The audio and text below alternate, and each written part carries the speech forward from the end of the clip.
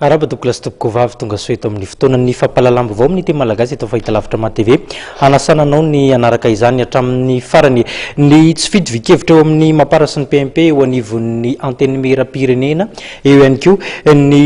fanatanterahana ny fianianana ireo mpikambana telo vaovao eo anivon'ny HCC ny fiomankomanana ihany koa ao anatin'ny fanatanterahana ny fifidianana solombavam-bahoaka any amin'ireo distrika efatra izay amirenina izany fifitana izany korzay vaovao social ireo no satonana aminentina amintsika mitakariva ity araka ny fanambara teo manasanao anaraka izany hatramin'ny farany nanamafy ny filoha Andriamatoa Hery Rajaonarimampianina fa hiasa ho an'ny firenena no anton-diany any New York manoloana ny tsy mbola nanendreny ny Praiministra indray kosa dia nanambaratra avy hatramin'ny tenany fa efa misy amin'izao fotoana izao ary mbola amperinasa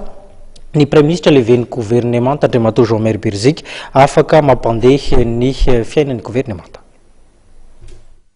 Tsy tsangatsangana fa hiasa ho an'ny firenena ny andehanan'ny filoham-pirenena a New York raha ny voalazany.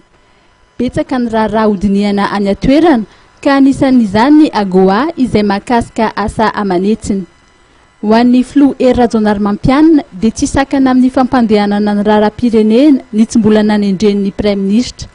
Misy ny Praiministra izay miasa raha ny voalazany raha ny resaka ny lehiben'ny governementa Omer Beriziky ny tenany. Rehetra efa eo Praiministra sy fa tsy hoe tsisy governementa za dia mahagaga amin'ilay hoe tsy misy governementa eo misy governementa eo io Andriamatoa Praiministra manao ny asany feno amin'ny Praiministra azy ary rehefa tsy eo moa ny filohan'ny republika dia izy no mandraikanana